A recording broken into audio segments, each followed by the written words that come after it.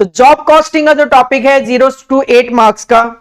Exam में sir practical question आता है कि थ्योरी, वैसे तो प्रैक्टिकली आता है बट थ्योरी क्वेश्चन भी कई बार पूछ लेते हैं। Right A short note on job costing. Sir job costing होता क्या है? जॉब कॉस्टिंग एक मेथड ऑफ कॉस्टिंग है। जॉब कॉस्टिंग जो है वो एक मेथड ऑफ कॉस्टिंग है।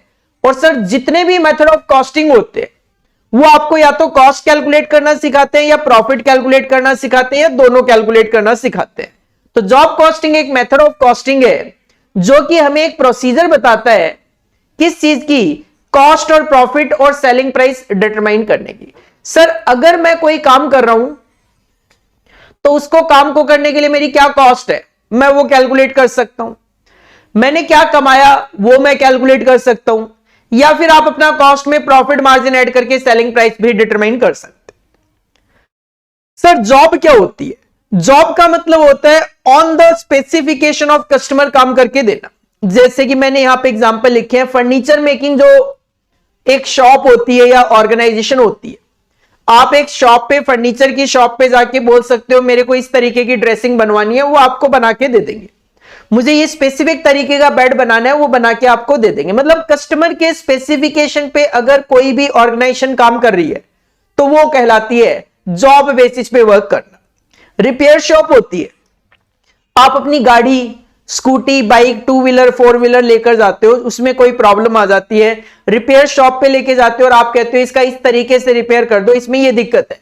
जो भी शॉप वाला है वो उसी तरीके से रिपेयरिंग करके आपको दे देगा। प्रिंटिंग प्रेस वाले, भाई मुझे अपने इंस्टीट्यूट का एडवर्टीजमेंट कराना है तो मैं उनको बताऊंगा कि मुझे इस तरीके से एडवर्टीजमेंट करवाना है, मेरे इंस्टीट्यूट का नाम होना चाहिए उसके ऊपर कॉमर्स लेक्चर्स। अब वो बोले कि नहीं हम तो कॉमर्स लेक्चर नहीं, हम तो अपने अकॉर्डिंगली अपने ऑर्गेनाइजेशन का नाम लिख के देते हैं, वो मेरे किस काम का? तो सिंपल सी बात है, प्रिंटिंग प्रेस वाला कस्टमर के स्पेसिफिकेशन पे प्रिंटिंग करके देता है। तो जो भी ऑर्गेनाइजेशन कस्टमर के स्पेसिफिकेशन के बेसिस पे काम करके देती है तो वो जो काम है उस काम को बोला जाता है जॉब। और जब वो ऑर्गेनाइजेशन उस काम से रिलेटेड कॉस्ट क्या आएगी वो कैलकुलेट करती है, उसका सेलिंग प्राइस डिटरमाइन करना चाहती है, या उस जॉब को करके उन्होंने क्या प्रॉफिट कमाया ये जानना चाहती है, तो उसके लिए उनको अप्लाई करना पड़ेगा जॉब कॉस्टिंग मेथड। और जॉब कॉस्टिंग मेथड में ये तीनों की तीनों कैलकुलेशन के लिए एक स्टेटमेंट बनाया जाएगा, that is known as job cost sheet. Sir how to prepare job cost sheet? अगर आप लोगों ने कॉस्ट शीट पढ़ा हुआ है तो आप जॉब कॉस्ट शीट का फॉर्मेट बहुत इजीली अंडरस्टैंड कर सकते हो। लेकिन अगर आपने कभी कॉस्ट शीट नहीं पढ़ा है, जॉब कॉस्ट शीट पहली बार आप पढ़ रहे हो, तो उस सिचुएशन में आपके लिए यह नया फॉर्मेट हो सकता है। देखो कोई भी जॉब कॉस्ट शीट अगर आप बनाते हो तो आप हेडिंग पुट कर सकते हो जॉब कॉस्ट शीट ऑफ किसी भी ऑर्गेनाइजेशन का नाम, यहां पे जो भी क्वेश्चन में गिवन हो वो आप मेंशन कर सकते हो। या कई बार जॉब का नंबर होता है, जॉब नंबर 1 2 3, तो आप जॉब नंबर यहां पे मेंशन कर दो। फॉर द पीरियड, अगर क्वेश्चन में कोई पीरियड मेंशन है तो वो पीरियड भी मेंशन कर दो। फॉर द पीरियड ऑफ, एक महीना है, एक साल है, जो भी क्वेश्चन में पीरियड हो वो मेंशन कर दो, नहीं है स्किप कर देना। सिंपल आप दो कॉलम में कैलकुलेशन शो कर सकते हो, पर्टिकुलर्स और अमाउंट। सबसे पहले हम कंसीडर करते हैं डायरेक्ट मटेरियल कंज्यूम्ड, देन लेते हैं डायरेक्ट वेजेस, देन लेते हैं direct expenses also known as chargeable expense. Simple कहूं सारे के सारे डायरेक्ट एक्सपेंस लेने हैं, जब सारे के सारे डायरेक्ट एक्सपेंस को ऐड किया जाता है that is known as prime cost. Sir prime cost के बाद हम इनडायरेक्ट खर्चे लेना शुरू करते हैं। अगर इनडायरेक्ट नेचर के खर्चे आप फैक्ट्री में करते हो तो फैक्ट्री ओवरहेड कहलाते हैं, वो ऐड कर लो। तो अब आपके पास जो टोटल आएगा that is known as factory cost, also known as works cost. उसमें हम ऐड करते हैं एडमिनिस्ट्रेशन के खर्चे, अगर प्रोडक्शन से रिलेट करते हैं तो हम अपना कॉस्ट ऑफ प्रोडक्शन पे पहुंच जाते हैं। इसके बाद कॉस्ट ऑफ प्रोडक्शन में हम ऐड करते हैं सेलिंग एंड डिस्ट्रीब्यूशन के खर्चे। अब देखो एडमिन ओवरहेड दो तरीके के होते हैं, एक तो होता है प्रोडक्शन एक्टिविटी जो होती है उससे रिलेटेड एडमिन के खर्चे, एक तो होता है प्रोडक्शन एक्टिविटी से रिलेटेड खर्चे।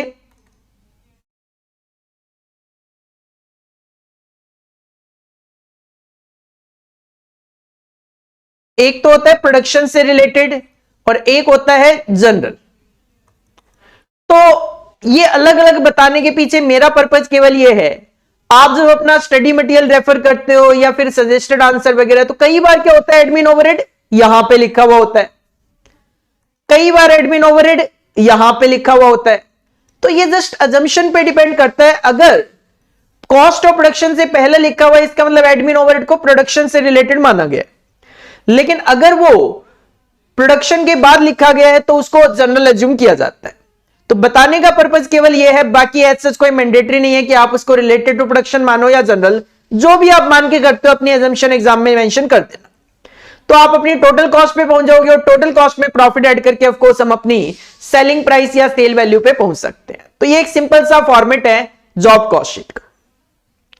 सर इस पे क्वेश्चन, बिल्कुल बेटा इस पे छोटे छोटे क्वेश्चन कर लेते हैं।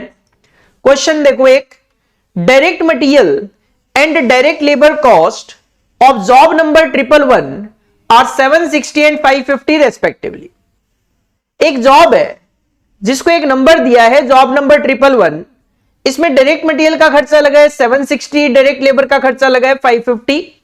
Overheads are chargeable at 60% of direct labour. Overhead आपको लेबर का 60% लेना है। तो सर लेबर अगर आपकी 550 है तो इसका 60% 330 आ जाएगा। If the profit is included 20% of the price charge to the customer.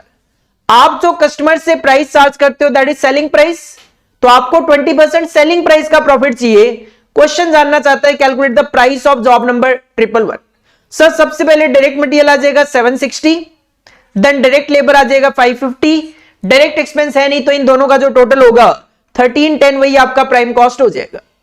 Prime cost में आप ओवरहेड ऐड करोगे, लेबर का 60%, 550 का 60%, 330, तो आप अपनी सीधा सीधा टोटल कॉस्ट पे पहुंच गए 1640। क्वेश्चन ने कहा कि हमें 20% प्राइस का प्रॉफिट चाहिए। तो हमें पता है कि टोटल कॉस्ट में जब प्रॉफिट ऐड होता है तो सेल वैल्यू आती है। तो अगर सेल वैल्यू का 20% प्रॉफिट है तो टोटल कॉस्ट विल इंडिकेट 80%। तो अगर 1640 80% है तो टोटल सेल वैल्यू होगी 2050, और इस 2050 का 20% 410 रुपए आपका प्रॉफिट मार्जिन होगा। तो this is the simple answer of question on job cost sheet. तो एक सिंपल क्वेश्चन था ये जॉब कॉस्ट शीट पे। जॉब कॉस्ट शीट की अगर मैं बात करूं, एक छोटा चैप्टर है, छोटा टॉपिक है, बट एग्जाम में फिर भी आ जाता है तो अपने को आना चाहिए। सर इसके बाद एक और क्वेश्चन कराऊंगा job cost sheet. Job costing में अगर मैं बात करूं तो जॉब कॉस्टिंग में जो वैरायटी है या टॉपिक है वो एक सिंगल है। सर जॉब कॉस्ट शीट ही बनानी होती है, बस वैरायटी है 2-3 क्वेश्चन की जो मैं आपके साथ यहां पे डिस्कस कर रहा हूं। एक छोटा क्वेश्चन इस तरीके का आप एग्जाम में एक्सपेक्ट कर सकते हो 1-2 नंबर के आसपास। इसके अलावा एक और वैरायटी ऑफ क्वेश्चन है जो आप एग्जाम में एक्सपेक्ट कर सकते हो। नेक्स्ट क्वेश्चन देखो, ML Auto Limited is a manufacturer of auto component and the details of its expenses for the year 2020 are given below। आपके पास ओपनिंग स्टॉक ऑफ मटेरियल है 1.5 lakh, closing stock of material है 2 lakh, purchase of material है 1850।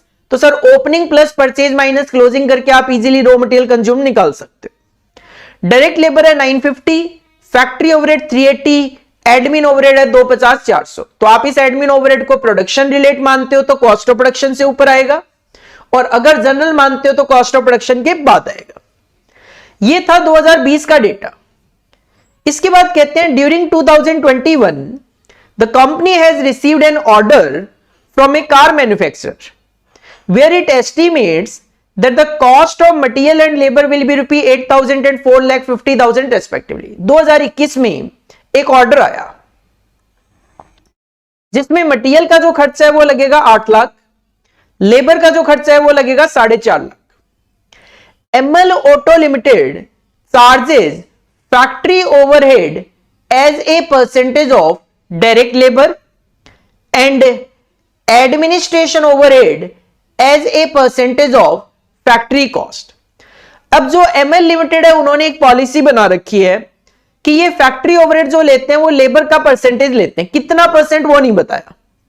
Similarly admin overhead जो लेते हैं वो factory cost का कुछ परसेंटेज लेते हैं, कितना परसेंट वो नहीं बताया, वो भी based on previous year cost. तो ये परसेंटेज जो है वो आप निकाल लो पिछले साल के बेसिस पे, कि अगर पिछले साल में मैं बात करूं तो सर पिछले साल में फैक्ट्री ओवरहेड 380 था और लेबर आपका 950 था।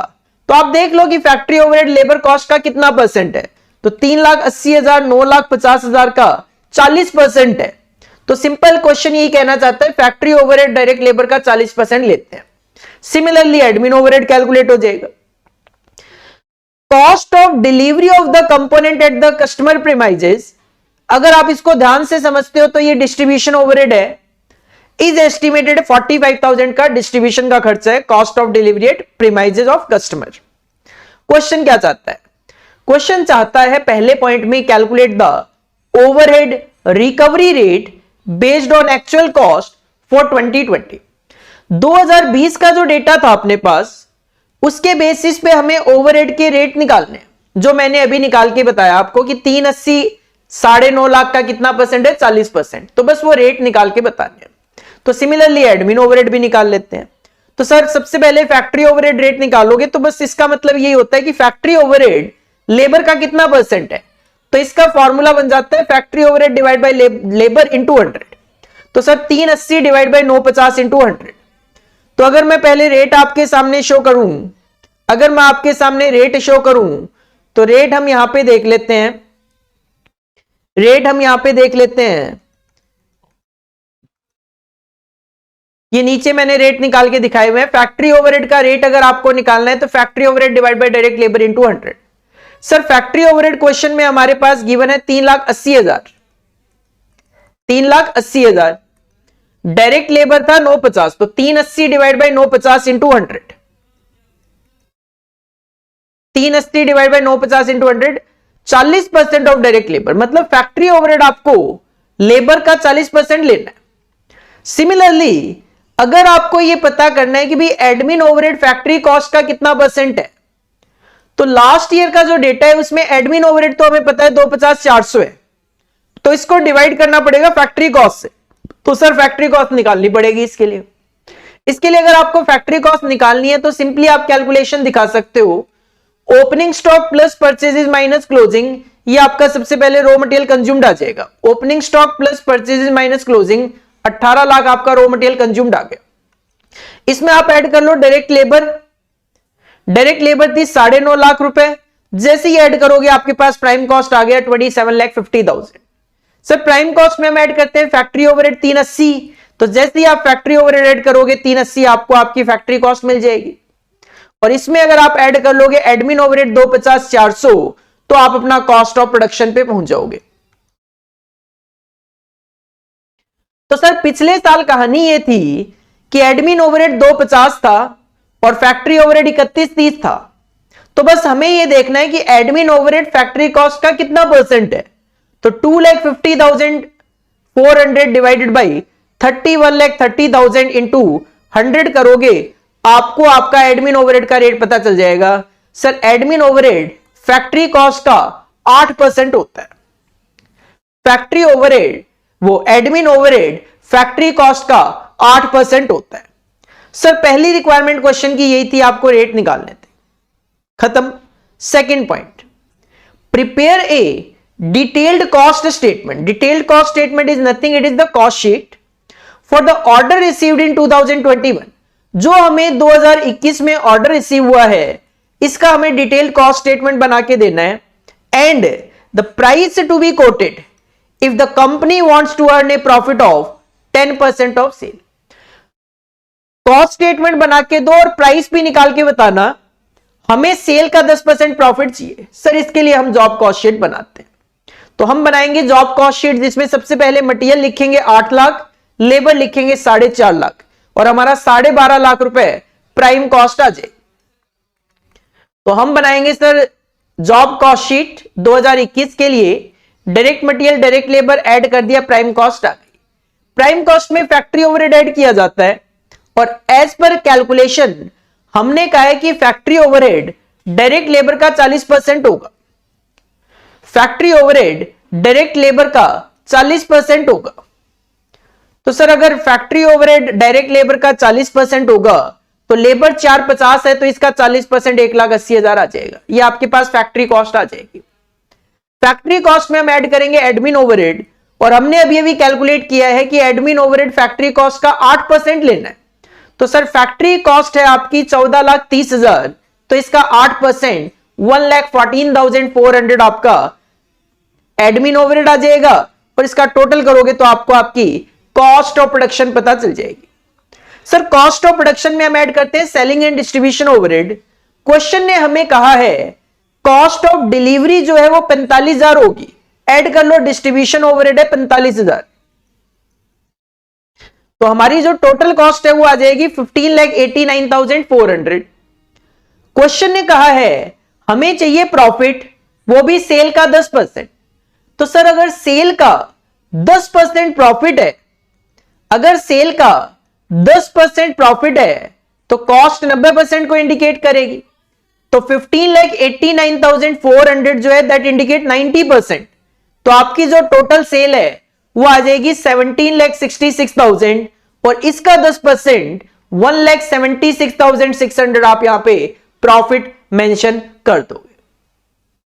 तो इस तरीके से हमें क्या है, किसी भी एक ईयर का डेटा गिवन हो सकता है और उसके बाद हमें किसी ऑर्डर से रिलेटेड डेटा बताया जाता है, तो हमें नॉर्मली क्या है, पिछला साल जो होता है उसके बेसिस पे रेट निकाल के वो रेट अगले साल में यूज करके कॉस्ट या प्रॉफिट की कैलकुलेशन करनी पड़ती है।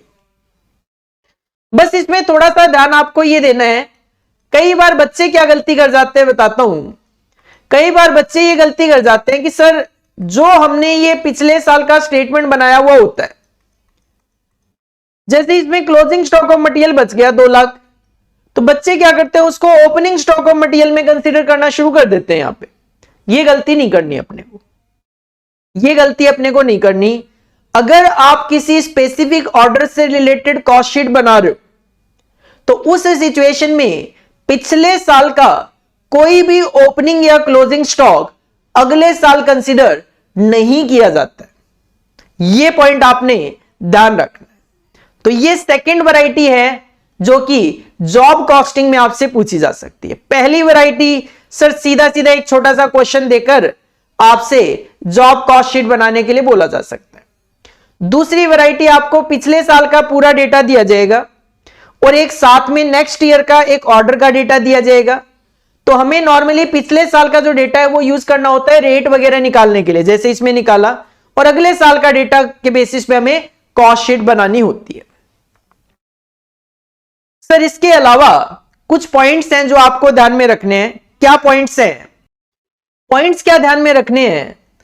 तो एक पॉइंट है, अगर if sale of scrap is given, कई बार क्या होता है क्वेश्चन में आपको सेल ऑफ स्क्रैप गिवन होगा, तो सर सेल ऑफ स्क्रैप कहां लिखें कॉस्ट शीट के अंदर, then it should be adjusted in job cost sheet before cost of production. तो आपने क्या करना है, ये जो जॉब कॉस्ट शीट का मैंने फॉर्मेट बताया था आपको स्टार्टिंग में, इसमें ये जो कॉस्ट ऑफ प्रोडक्शन है इससे जस्ट पहले, मतलब एडमिन ओवरहेड जो है ये रिलेटेड टू प्रोडक्शन, जस्ट यहां पे आपको इसने एडजस्ट करना है। और सेल ऑफ स्क्रैप से हमारी जेब में पैसा आता है तो सेल ऑफ स्क्रैप यहां पे क्या हो जाता है, माइनस हो जाएगा। पहला पॉइंट तो ये है जो आपने ध्यान में रखना है। सर इसके अलावा और क्या पॉइंट्स है जो अपने को ध्यान में रखने हैं? सर इसके अलावा आपको ध्यान में रखना है, sale of scrap is a deductible item in cost sheet, वो मैंने बता ही दिया कि माइनस होना है कॉस्ट ऑफ प्रोडक्शन से जस्ट ऊपर। सेकंड पॉइंट, अभी जो आपने क्वेश्चन किया उसमें तो साफ साफ लिखा हुआ था कि जो फैक्ट्री ओवरहेड है वो as a percentage of direct labour लेना है, admin overhead as a percentage of factory cost लेना है। कई बार क्या होता है क्वेश्चन में लिखा हुआ नहीं होता कि फैक्ट्री ओवरहेड किसका परसेंट लूं, एडमिन ओवरहेड किसका लूं।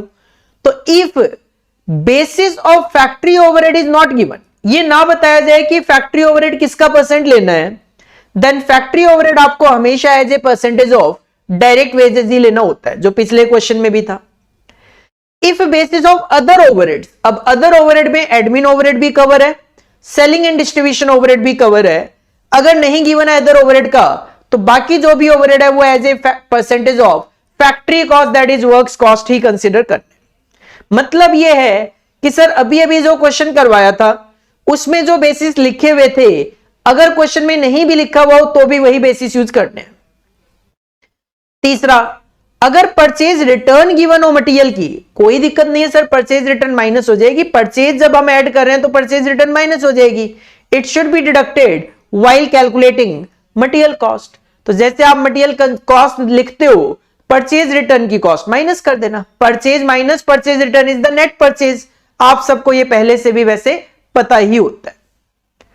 सर एक क्वेश्चन और करवाऊंगा इस पे। नेक्स्ट क्वेश्चन देखो, नेक्स्ट क्वेश्चन देखो, a work order for 100 units of a commodity has to pass through 4 different machines of is the machine hour rates are. Machine P का मशीन आवर रेट है 1.25, मतलब 1 घंटे मशीन चलेगी, ये खर्चा आएगा। मशीन Q का 2.5 रुपए पर आवर है, मशीन R का 3 रुपए पर आवर और मशीन S का 2.25, जिसको आप फैक्ट्री ओवरहेड कैलकुलेट करने के लिए यूज कर सकते हो। बाकी भी अदरवाइज जरूरत होगी ले लेंगे। 100 यूनिट्स की बात चल रही है। Following expenses have been incurred in the work order. Sir material का खर्चा 8000 है, एज इट इज आ जाएगा। वेजेस का खर्चा 500 है, एज इट इज आ जाएगा। मटेरियल मशीन P जो है 200 घंटे यूज हो रही है तो 200 इंटू 1.25। मशीन Q 160 घंटे यूज हो रही है तो 160 इंटू 2.5। मशीन R 240 घंटे यूज हो रही है तो 240 इंटू 3, और मशीन S 132 घंटे यूज हो रही है तो 132 इंटू 2.25। ये आपका फैक्ट्री ओवरहेड आ जाएगा। After the work order has been completed, material worth ₹400 are found to be surplus and are return to store. 400 रुपए का जो मटेरियल है वो हमारे पास सरप्लस में था तो वो हमने रिटर्न कर दिया। तो सर सिंपल सी बात है, जब आप मटेरियल की कॉस्ट लिखोगे 8000 तो वो 8000 में से माइनस कर देना 400 रुपए, 7600 ही परचेज कॉस्ट मटेरियल की कॉस्ट लिखनी है। इसके अलावा ऑफिस ओवरहेड कह दो चाहे एडमिन ओवरहेड कह दो, एक ही बात है। Office overhead used to be 40% of works cost. जब आप वर्क्स कॉस्ट निकाल लो उसका 40% ऑफिस ओवरहेड लिख देंगे। But on account of all around rise in the cost of admin, लेकिन क्या हुआ, एडमिन की कॉस्ट बढ़ गई, डिस्ट्रीब्यूशन एंड सेल की कॉस्ट भी बढ़ गई। There has been a 50% rise in the office overhead expenditure. तो 50% जो ऑफिस ओवरहेड का खर्चा बढ़ गया, तो हमें क्या करना है, हमें वर्क्स कॉस्ट का पहले 40% निकाल लेना है और जो भी फिगर आएगी उसको देन 50% से इंक्रीज करके लिखना है। Moreover it is known that 10% of the production will have to be scrapped. जो आप यूनिट बनाते हो उसका 10% जो है वो स्क्रैप हो जाता है as not being up to the specification, क्योंकि वो स्पेसिफिकेशन के अकॉर्डिंगली है नहीं। And the sale proceed of the scrapped output, और जो भी स्क्रैप आउटपुट होता है उसको हम बेच देते हैं और उसकी जो सेल वैल्यू है वो क्या है, only 5% of the cost of sale. जो भी हमारी कॉस्ट आती है उसका केवल 5% ही हमें उससे मिल पाता है। तो 10% आउटपुट जो है आपका, मतलब 100 यूनिट की अगर आप बात करते हो तो 10 यूनिट जो है वो आपकी स्क्रैप होगी, और उन 10 यूनिट के लिए जो आपने खर्चा लगाया है केवल उस खर्चे का 5% ही आपको रिकवर हो पाएगा। तो सर सेल ऑफ स्क्रैप है जो कि मुझे मेंशन करना है। इसके अलावा if the manufacturer wants to make a profit of 20% on the total cost of the work order, जो भी आपकी टोटल कॉस्ट होगी उसका 20% प्रॉफिट चाहिए। ध्यान देना, पिछले दोनों क्वेश्चन में सेल वैल्यू सेलिंग प्राइस का परसेंटेज ऑफ प्रॉफिट था, इसमें टोटल कॉस्ट का है। Find out the selling price of a unit of the commodity ready for sale. हमें एक यूनिट की कॉस्ट निकाल के बतानी है। सर निकल जाएगा, बहुत इजीली निकल जाएगा। इसके लिए अपने को सिंपली जॉब कॉस्ट शीट बना के देनी है। बनाओ, हेडिंग पुट करेंगे जॉब कॉस्ट शीट, और of course 2 column particular amount. Sir सबसे पहले हम मटेरियल की कॉस्ट लेते हैं। क्वेश्चन का वैसे तो 8000 का मटेरियल है लेकिन 400 का रिटर्न कर दिया, तो 7600 आपकी नेट कॉस्ट आ जाएगी। इसमें ऐड कर लेंगे वेजेस का खर्चा 500 रुपए, तो आप अपना प्राइम कॉस्ट पे पहुंच जाओगे। प्राइम कॉस्ट में आप ऐड करते हो फैक्ट्री ओवरहेड, तो फैक्ट्री ओवरहेड सिंपली 4 मशीनें हैं, चारों मशीनों का लिखना पड़ेगा, जो कि सिंपल 200 इंटू 1.25 250, 160 इंटू 2.50 सर 400 रुपए, 240 इंटू 3 720 और 132 इंटू 2.25 जो भी आता है ये आ जाएगा 1667 टोटल। इसका एडिशन करोगे आपको आपकी फैक्ट्री कॉस्ट पता चल जाएगी। सर फैक्ट्री कॉस्ट में हमें ऐड करना है ऑफिस ओवरहेड। क्वेश्चन ने कहा था कि ऑफिस ओवरहेड वैसे तो वर्क्स कॉस्ट का 40% है, तो आपको पहले क्या करना है, ये जो वर्क्स कॉस्ट है 9767 इसका 40% निकाल लो। सर निकाल लिया। देन क्वेश्चन ने कहा कि 50% बढ़ जाएगा, तो फिगर आई 9767 का 40% 3907। सर अब इसको 50% बढ़ा दो तो 5860 आपका ऑफिस ओवरहेड आ जाएगा। इसके बाद क्वेश्चन ने कहा था कि हमारा स्क्रैप हो गया है कितना, 10% of the production. 10% of the production जो है वो हमारा स्क्रैप है। तो सर 10% ऑफ द प्रोडक्शन अगर हमारा स्क्रैप है तो 9767 और 5860 ये मेरी कॉस्ट आई थी, इसका 10% जो है वो मेरा स्क्रैप है। तो 9767 प्लस 5860 इसका 10% मतलब 1562.7। और क्वेश्चन का जो स्क्रैप है केवल 5% ही अपने को रिसीव होगा, तो जो भी वैल्यू है इसका 5% ही आपको सेल ऑफ स्क्रैप के पॉइंट ऑफ व्यू से मिलने वाला है, मतलब 78 रुपीज आपको मिलने वाले हैं। तो आप पहुंच जाओगे अपने टोटल कॉस्ट पे, क्योंकि अदरवाइज तो कोई कॉस्ट है नहीं। और क्वेश्चन का टोटल कॉस्ट में आप क्या कर लेना, 20% प्रॉफिट ऐड कर लेना। तो बस 15,549 का 20% आप प्रॉफिट ऐड कर लो, 3110, आपको आपकी सेल वैल्यू पता चल गई। और ये जो सेल वैल्यू है ये केवल और केवल 100 यूनिट की सेल वैल्यू है। तो सर 186.59 आपका कॉस्ट पर यूनिट आ जाएगी। कॉस्ट पर यूनिट नहीं, ये सेलिंग प्राइस पर यूनिट है। सेल वैल्यू है ये, तो कॉस्ट पर यूनिट यहां पे गलत लिख दिया मैंने, ये सेलिंग प्राइस पर यूनिट है। और क्वेश्चन है पूछा भी सेलिंग प्राइस ही है, तो एक यूनिट का सेलिंग प्राइस आपको इस तरीके से कैलकुलेट करके देना है। तो बस ये जॉब कॉस्टिंग का एक छोटा सा टॉपिक था जिसका मेरे को रिवीजन आज करवाना था। सिंपली मैं कहूं जॉब कॉस्टिंग में एक ही स्टेटमेंट है, sir job cost sheet. Variety इस तरीके से 3 वैरायटीज है क्वेश्चन की। एक सिंपल वैरायटी जो आप 1-2 नंबर में एक्सपेक्ट कर सकते हो। बड़े क्वेश्चंस में अगर मैं बात करूं, ये 2 वैरायटीज है क्वेश्चंस की जो मैंने आपके साथ डिस्कस करी है। तो इसको आप रिवाइज कीजिए। रिवाइज क्या कीजिए, रिवीजन मैंने करवाया ही है। जो बच्चा ऑलरेडी पढ़ चुका है जॉब कॉस्टिंग को, रिवीजन देख रहा है, उसको 100% चीजें समझ में आएगी। लेकिन फिर भी अगर मैं कहूं कोई बच्चा ऐसा है जिसने पहले जॉब कॉस्ट शीट नहीं पढ़ा, जॉब कॉस्टिंग पढ़ा ही नहीं, सर उसको भी समझ में आ जाएगा। बट एक बारी में नहीं, 2 से 3 बार आप हमारी इस वीडियो को देख लीजिए, आपको 100% सारी चीजें क्लियर हो जाएगी। अगेन मैं याद दिलाना चाहूंगा, अगर आपने हमारे चैनल को सब्सक्राइब नहीं किया तो सब्सक्राइब कर लीजिए, क्योंकि हर अटेम्प्ट में ही हम रिवीजन सीरीज लेकर आते हैं।